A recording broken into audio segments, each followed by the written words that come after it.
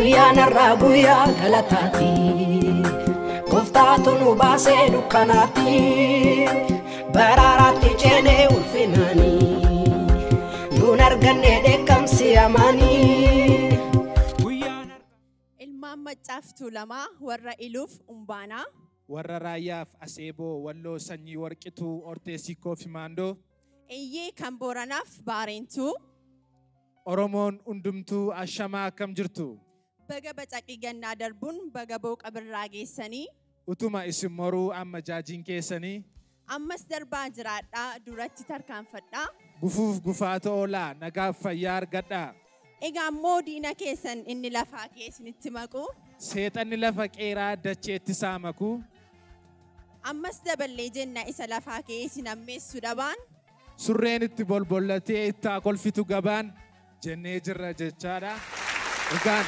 kabajamtoota daawwattoota keenyaa qophii keenyaa eegaluuf jenna jechaadha qophiilee isin bashannansiisaa isin bohaarsan hedduu of harkatti qabannee jirra egaan keessummoota keenyaa sagantaa isin barsiisaa isin bohaarsu walduraa dubaa isinii qabannee jirra yaadi keessan nu faana ta'u jechaa egaa akkuma beekamu dhangaa keenyaa otoo hin saaqin dura eebbaa abbootii gadaadhaan sagantaa keenyaa eegalla egaan akkuma beekamu Oromooni aadaa mataa isaa danda'e qaba jechuudha sagantaa keenya abbootiin gadaan as ba'uudhaan eebbaan nu jalqabu jechuudha hamileedhaan gara waltajjiitti nu simadha hamilee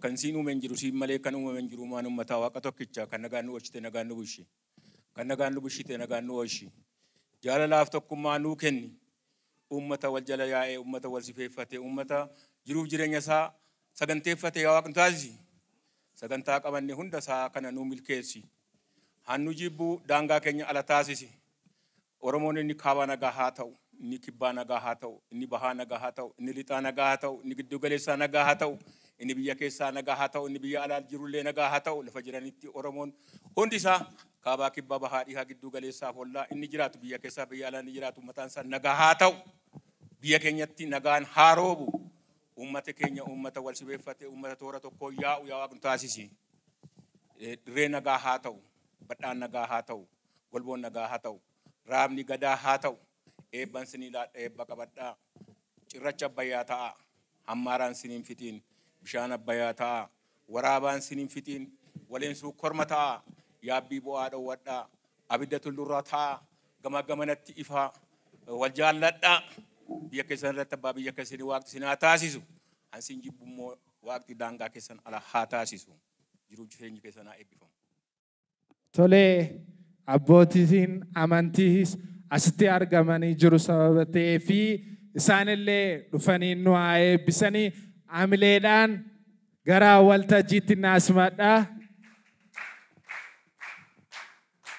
abbootii amantii keenyaa hamileen gara waltajjiitti nu simadha. Kaanee dhaabannee waaqayyoon kadhanna. Waaqa keenyaa gooftaa keenyaa walgayii hiyyeessaaf kan kennu ana waaqayyoof liqeessa jette.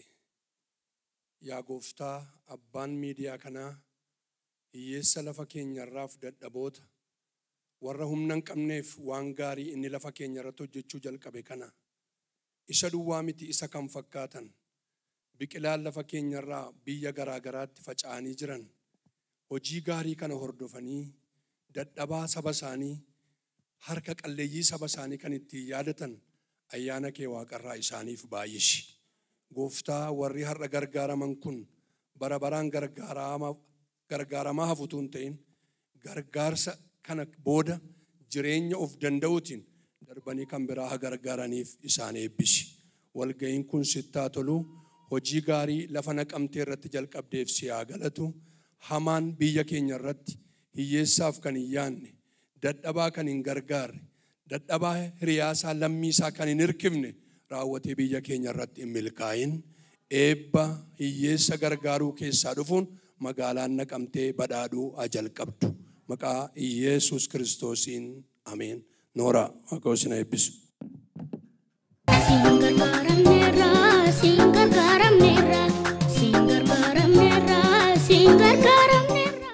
Kanatti aansuudhaan immoo akkaataa duraa duuba sagantaa keenyaatti aasaa saaqinsaatu godhama. Aasaa saaqinsaa kana kan nuuf godhan obbo Misgaanuu Hoogganaa Buusaa Gonofaa gara waltajjiitti naasimadha. Gara waltajjiitti amileedhaan naasimadha.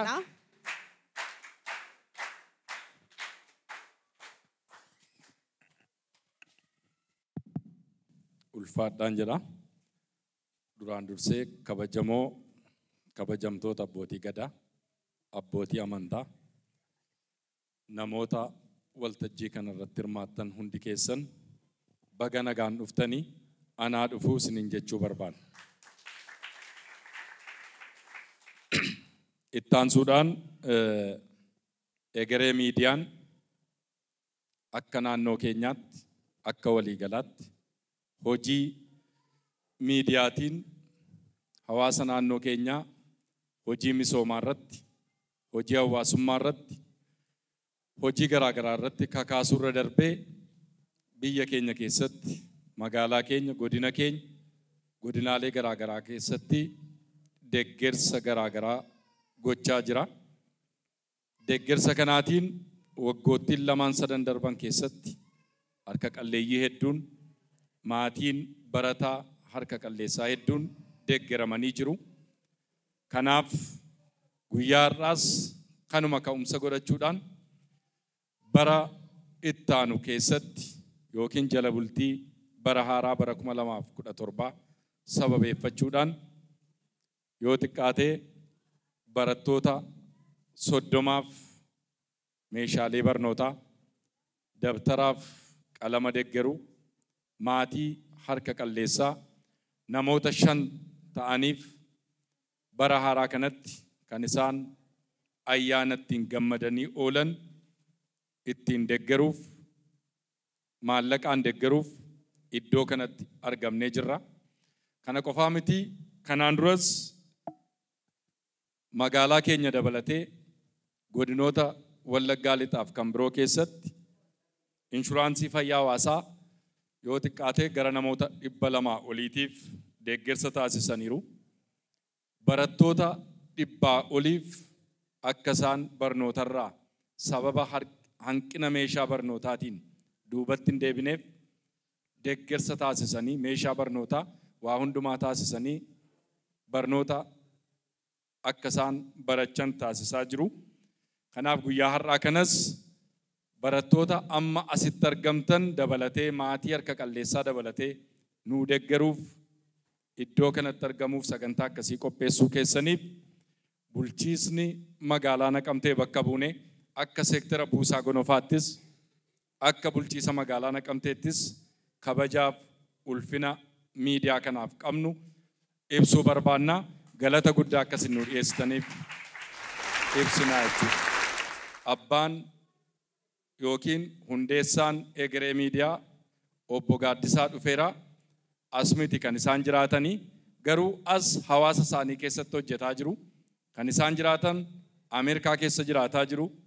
Minisootaa keessatti yeroo ammaa filannoo akka biyyaatti geggeeffamuufis dorgommiidhaaf of qopheessanii dorgommii keessa jiru kan jedhu unuun bakka bu'anii, isiniin bakka bu'anii biyya Ameerikaa keessatti akkuma biyya keenya keessatti waan gaarii yaadanii hojjechaa jiran kan biyya achii keessattis hojjetanii ambaasaadara keenya ta'anii unuun ta'anii achi keessatti filannootti dhiyaatanii dorgommiidhaaf adeemaa waan jiraniif akka isaan milkaa'aniif akka isaan mo'ataniif hundi keenya sagalee qabnuun haamilee qabnuun jajjabeessuun cina dhaabbachuun kan hunda keenyaa ta'a.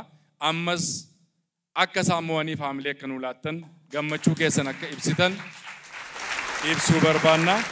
Kanatti aansee waltajjiin sirna ayyaana jala bultii bara 2017tti ce'uu sababeeffachuudhaan sagantaan akka egeree miidiyaatti qophaa'e, sagantaan deeggarsaa maatii barattoota harka qalleeyyii, sagantaan harka qalleeyyii iddoo kanatti jiran ifatti banamuusaa ibsaa.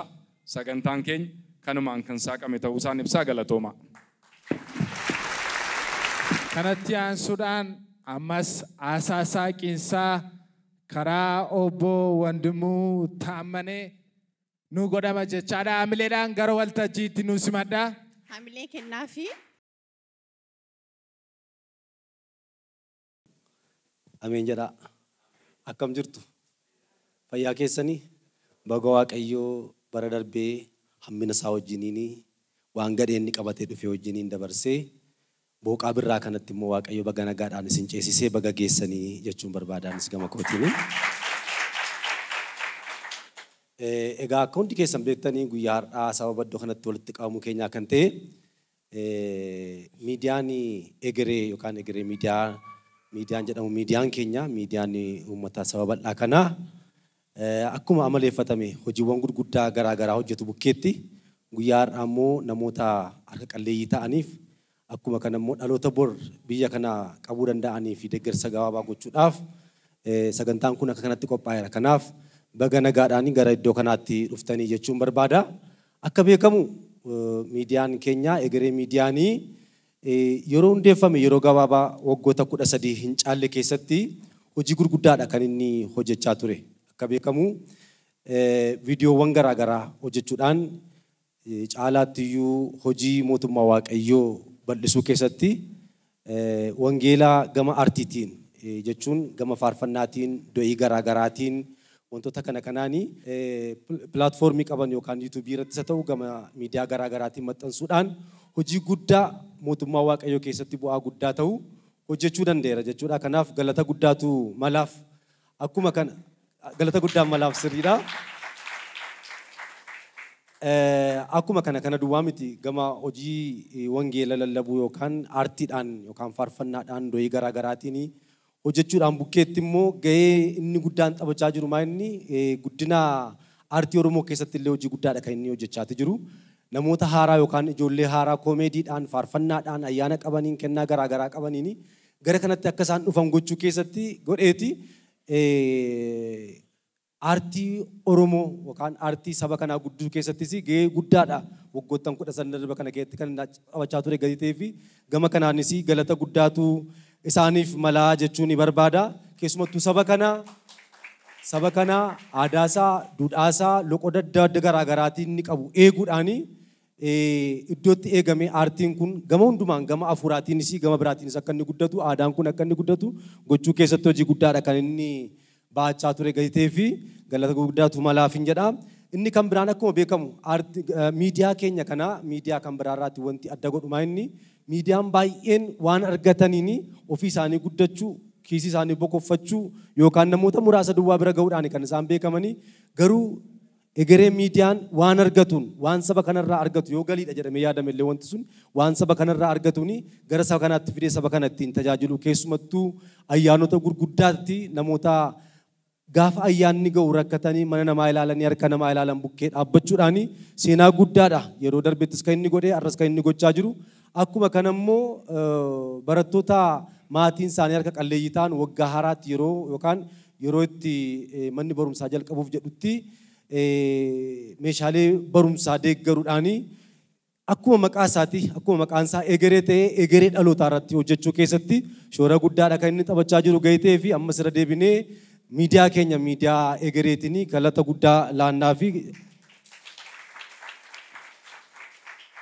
kanaaf miidiyaan kun sadarkaa kanatti hawaasa kana keessa bu'ee waan hawaasa kanarraa argateen hawaasa kana tajaajilaadha kan inni jiru gadi ta'ee fi hundumti keessan namoonni kan biraan illee jechuudha.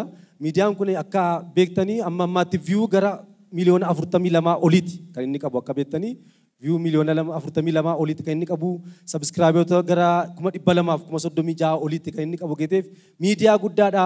Miidiyaa kana sirriitti jabeessuutu kan keenya godhachuuti. Eegganni ani kan saba kanaati jedhee gara saba kanaatti of fidee kan keenya jennee kunuunsuun bukkee dhaabbachuun protect gochuun kan keenya ta'a. Kanaaf namoonni har'a iddoo kanatti gargaarsa argachuudhaafis walitti qabamtan gargaarsa gochuudhaafis walitti qabamtanii miidiyaa kana tumsuudhaafis walitti qabamtanis baga geessanii jechuun barbaada. Fayyaa ta'aa ulfaadha. Tole amileedhaan gara iddoo isaaniitti nu deebisaa. Tole egaa maqaa koo barsiisuun barbaada jettee jirti.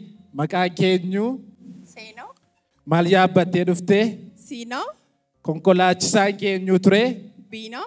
Ammoo ofuma kee buutere achirraa eenyu si buusee? Miinoo. Maqaan obboleetti keetii eenyu? Miixaa. Maal yaabbattee dhuftee? Taataa. Yeroo ijoollummaa keetii maal uffachaa turte? Qumxaa. Maqaan obboleessa keetii eenyu? Buttaa. Turatee heerumteetta jedhu akkamitti heerumte? Buttaa. Oh my Waaqayyo. Yoom heerumte? Durkaa. Maaliin heerumte ree? Taataa. Heerumni gaariidha moo akkam? Taataa. Rifeensi abbaa manaa keetiyoo. Malaaxaa. Erga dure heerumte tee ijoolleen qabdaniri? Qaata. Rifeensi kee xinnoodha jedhu akkamitti walitti qabda? Wuxxifadhee. Yoo akkamtee diiggata ree? Haxxifadhee. Yoos akkam goota ree? Shaashinaan qabaa rifadhee.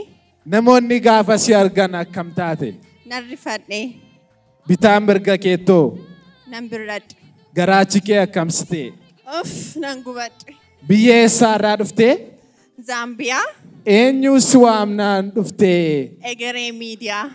Ejeegaa. Gargaarameera, siin gargaarameera, siin gargaarameera, siin gargaarameera. Siin gargaarameera, siin gargaarameera, biyya kaatu safaa. Tolee, sagantaa keenya itti fufna jechaadha. Yeroon kun yeroo kennaadha. Maqaa isaanii asirraa annawaamaa. Isin immoo tasgabbooftanii yeroo itti dhuftanii furattan ta'a jechaadha. Iftuu yaadasaa kutaa afurraa. Iftuu yaadasaa kutaa afurraa. Amileen hin jiru. Iftuu yaadasaa barattuu kutaa afurii.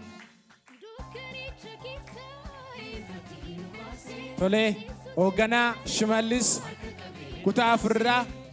Amilee. Mararaa Shimallis. Mararaa Shimallis. Siifan Maatiyos. Siifan Maatiyos.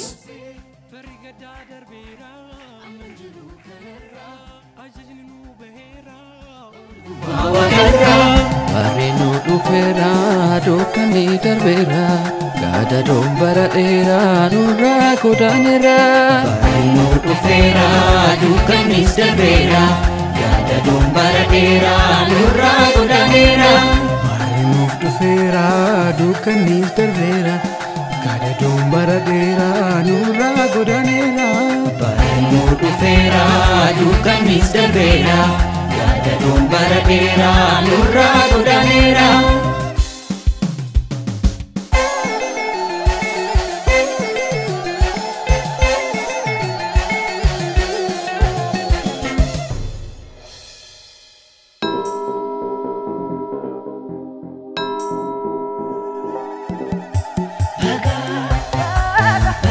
Saadaa tamaam. Saadaa tamaam. Munaa tamaam.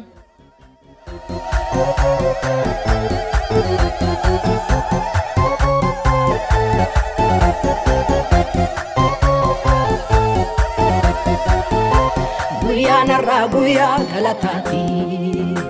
Gooftaatu nu baasee dukkanaatti.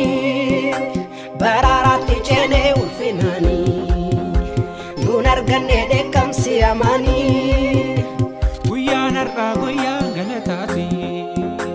Gooftaatu nu baasee dukkanaatti.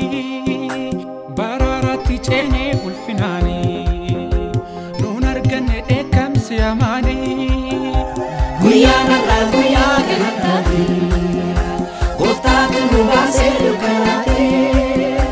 Baraaraatti ceenee ulfinaanii. Damee guddinaa.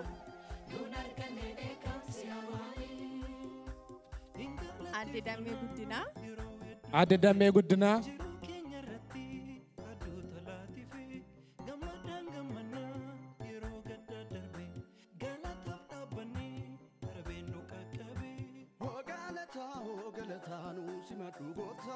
Adde Dasisorii. Adde Dasisorii.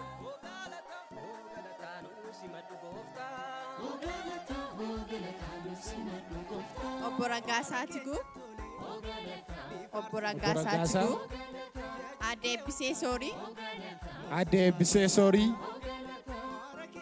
Aadde Maaramii Gammachuu.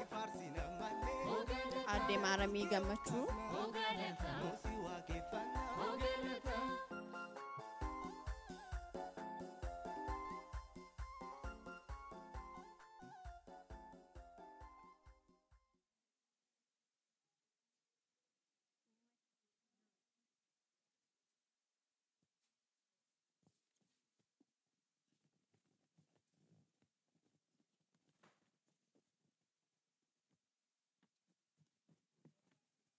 Ajee kennaan ture kana fakkaataa isaaniin bakka isaaniitti amileen naa deebisaa. Tole egaa kennaa harka qalleeyyii amantiidhaan osoo adda hin qoodin amantii musliimaarraa akkasumas ortodoksiirraa akkasumas mana amantaa makaana yesuusirraa walitti qabuudhaan akka kanaan deeggarsaa dabtaraa fi qarshii godhanii jiru. Egeree miidiyaa kanaaf al tokko amileen hin jiru.